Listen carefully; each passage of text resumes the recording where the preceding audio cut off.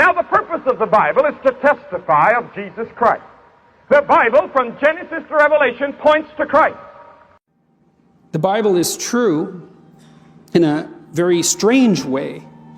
What you do as an educated person is sample that structure that constitutes the sum total of the texts of our civilization.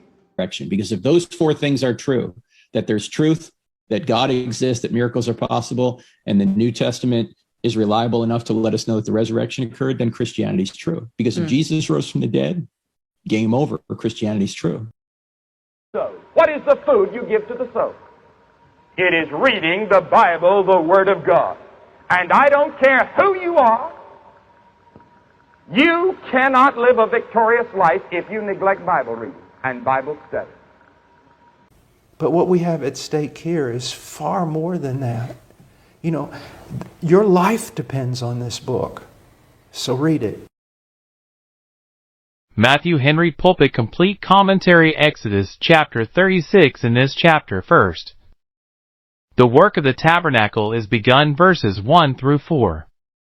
Second, a stop is put to the people's contributions verse 5 through 7.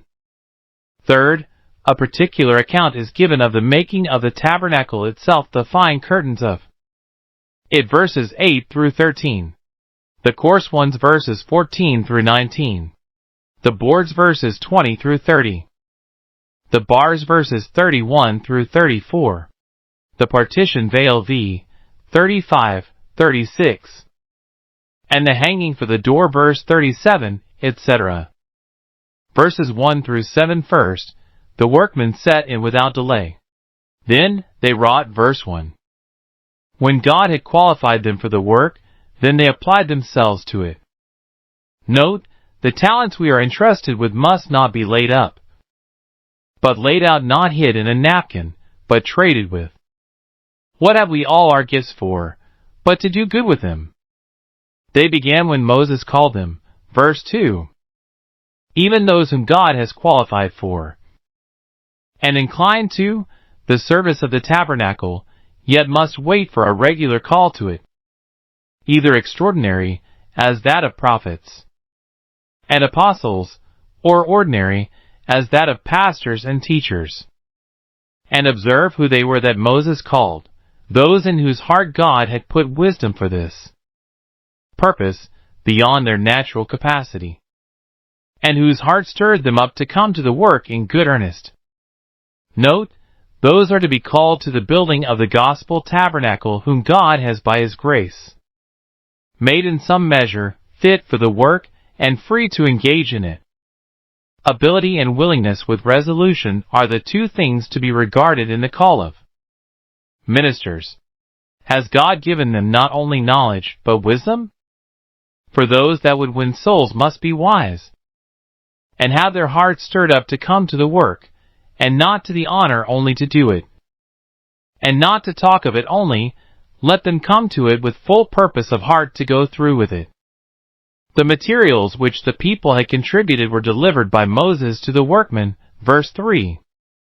They could not create a tabernacle, that is, make it out of nothing nor work, unless they had something to work upon. The people therefore brought the materials, and Moses put them into their hands. Precious souls are the materials of the gospel tabernacle. They are built up a spiritual house. 1 Peter chapter 2 verse 5. To this end they are to offer themselves a free will offering to the Lord for His service. Romans chapter 15 verse 16. And they are then committed to the care of His ministers, as builders, to be framed and wrought upon by their edification and increase in holiness, till they all come, like the curtains of the tabernacle, in the unity of the faith, to be a holy temple. Ephesians chapter 2 verses 21 and 22, chapter 4 verses 12 and 13.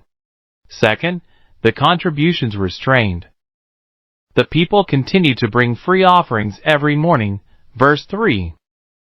Note, we should always make it our morning's work to bring our offerings unto the Lord, even the spiritual offerings of prayer and praise, and a broken heart surrendered entirely to God. This is that which the duty of every day requires. God's compassions are new every morning, and so must our duty to Him be.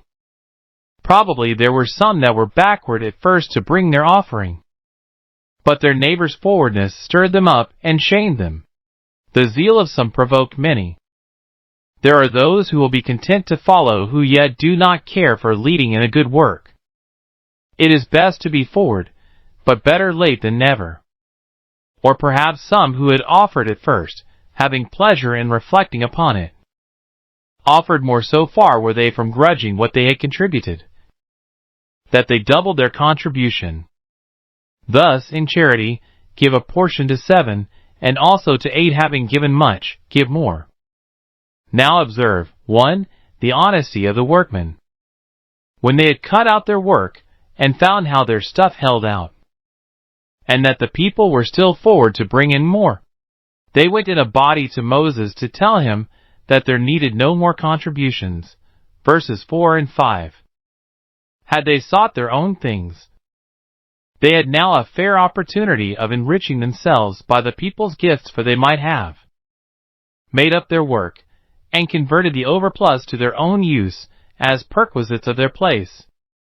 But they were men of integrity, that scorned to do so mean a thing as to sponge upon the people, and enrich themselves with that which was offered to the Lord. Those are the greatest cheats that cheat the public. If to murder many is worse than to murder one, by the same rule to defraud communities, and to rob the church or state, is a much greater crime than to pick the pocket of a single person. But these workmen were not only ready to account for all they received, but were not willing to receive more than they had occasion for, lest they should come either into the temptation, or under the suspicion of taking it to themselves. These were men that knew when they had enough. 2. The liberality of the people. Though they saw what an abundance was contributed, yet they continued to offer, till they were forbidden by proclamation. Verses 6 and 7. A rare instance.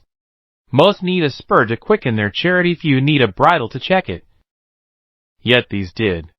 Had Moses aimed to enrich himself, he might have suffered them still to bring in their offerings, and when the work was finished might have taken the remainder to himself. But he also preferred the public before his own private interest, and was therein a good example to all in public trusts. It is said, verse 6, the people were restrained from bringing, they looked upon it as a restraint upon them not to be allowed to do more for the tabernacle. Such was the zeal of those people, who gave to their power, yea, and beyond their power, praying the collectors with much entreaty to receive the gift. 2 Corinthians chapter 8 verses 3 and 4.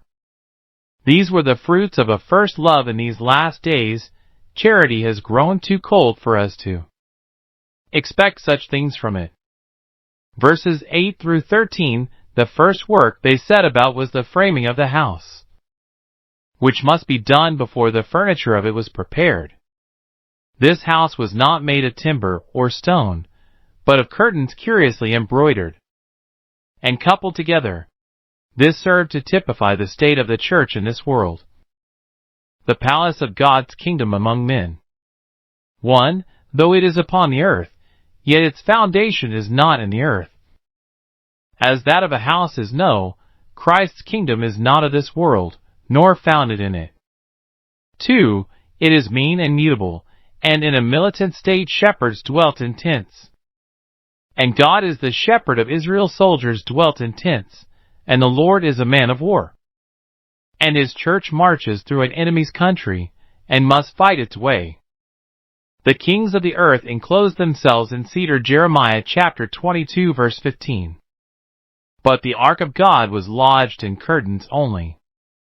3. Yet there is a beauty and holiness. The curtains were embroidered. So is the church adorned with the gifts and graces of the Spirit, that raiment of needlework. Psalms chapter 45 verse 14. 4. The several societies of believers are united in one, and, as here, all become one tabernacle, for there is one Lord, one faith, and one baptism.